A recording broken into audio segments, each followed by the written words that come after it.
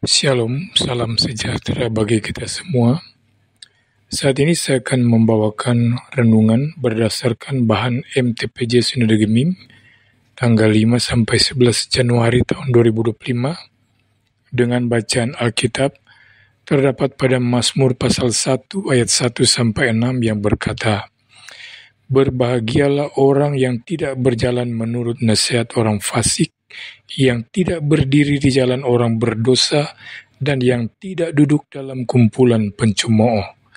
Tetapi yang kesukaannya ialah Taurat Tuhan, dan yang merenungkan Taurat itu siang dan malam. Ia seperti pohon yang ditanam di tepi aliran air, yang menghasilkan buahnya pada musimnya, dan yang tidak layu daunnya. Apa saja yang diperbuatnya berhasil. Bukan demikian orang fasik. Mereka seperti sekam yang ditiupkan angin.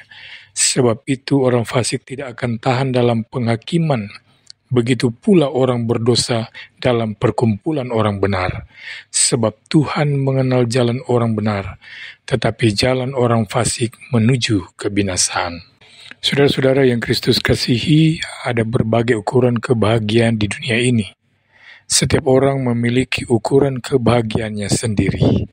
Setiap budaya pun memiliki ukuran untuk kebahagiaan.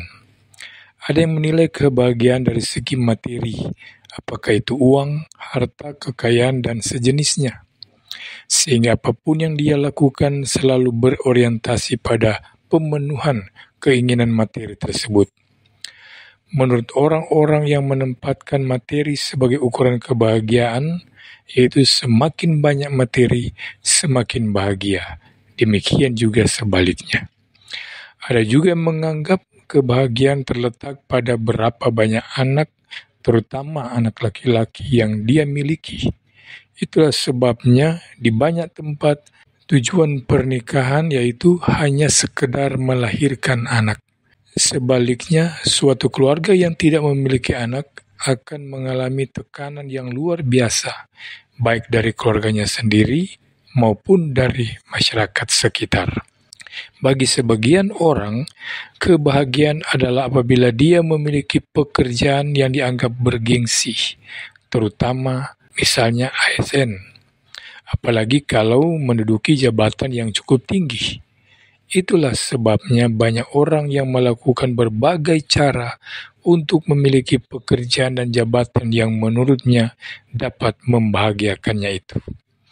Adalah suatu kebahagiaan yang tak terhingga apabila orang memiliki harta yang banyak, memiliki anak laki-laki dan perempuan, serta menduduki suatu jabatan tertentu.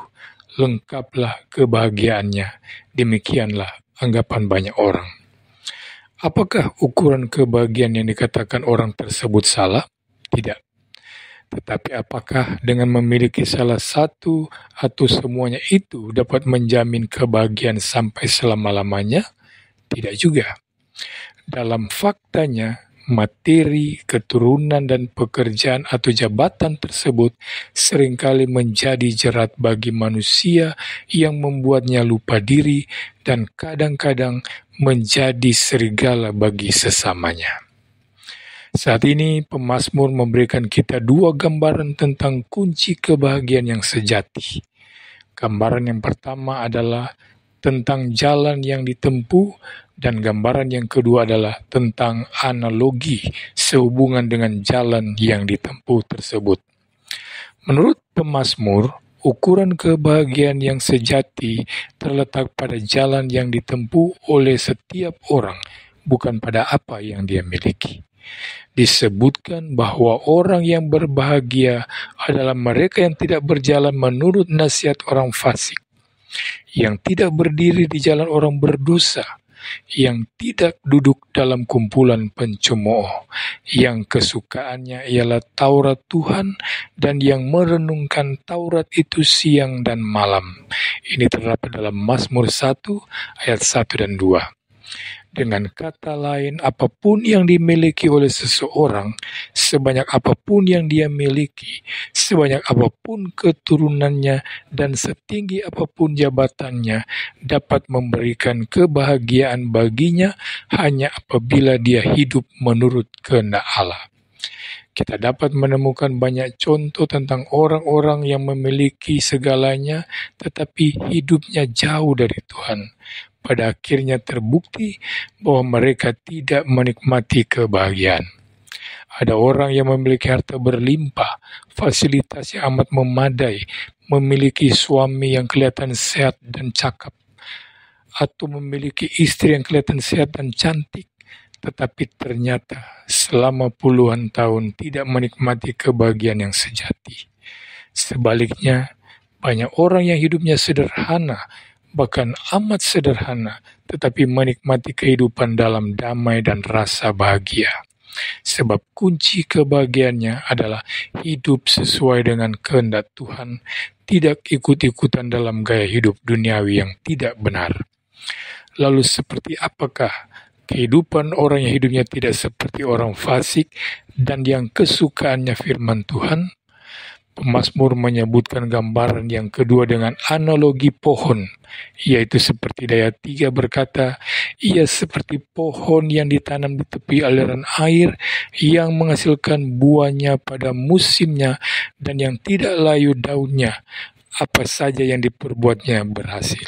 Sangat jelas bahwa kehidupannya tidak akan layu, sebab kebutuhan utamanya selalu tersedia, air kehidupan yang dari Tuhan.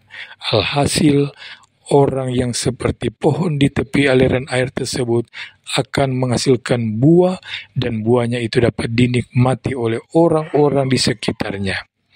Singkat kata, dia menjadi berkat bagi sesamanya. Pemazmur mengatakan, apapun yang diperbuatnya berhasil, artinya setiap kebaikan yang dia lakukan selalu berhasil. Hal ini berbeda dengan orang-orang fasik. Menurut pemazmur, hidup orang fasik seperti sekam yang ditiupkan angin, tidak akan tahan dalam penghakiman, bahkan tidak bertahan dalam perkumpulan orang benar. Ini tercatat dalam Mazmur 1 ayat 4-5. Hidup orang fasik kelihatannya hebat, kelihatan baik-baik saja, tetapi sesungguhnya tidak kokoh, dengan mudah dapat tertiup angin. Sedangkan hidup orang fasik kelihatannya kuat di permukaan, tetapi sesungguhnya keropos di dalamnya. Ini menjadi pembelajaran bagi kita untuk tidak tertarik dengan kehidupan orang fasik yang sepertinya enak itu, sebab sesungguhnya hidup mereka tidaklah berarti. Mereka hidup dalam kebahagiaan yang semu. Saudara-saudara, kita sebagai orang-orang yang percaya kepada Tuhan, tentu saja merindukan kebahagiaan yang sejati. Tidak salah bekerja atau berupaya memiliki berbagai hal tadi, entah materi, keturunan, ataupun pekerjaan serta jabatan tertentu.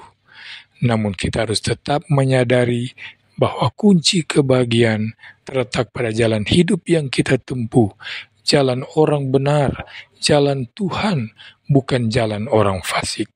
Percayalah, dengan berjalan pada jalan Tuhan dan tidak berkompromi dengan kefasikan, kita akan menikmati kebahagiaan yang sesungguhnya. Tuhan Yesus memberkati kita semua. Amin.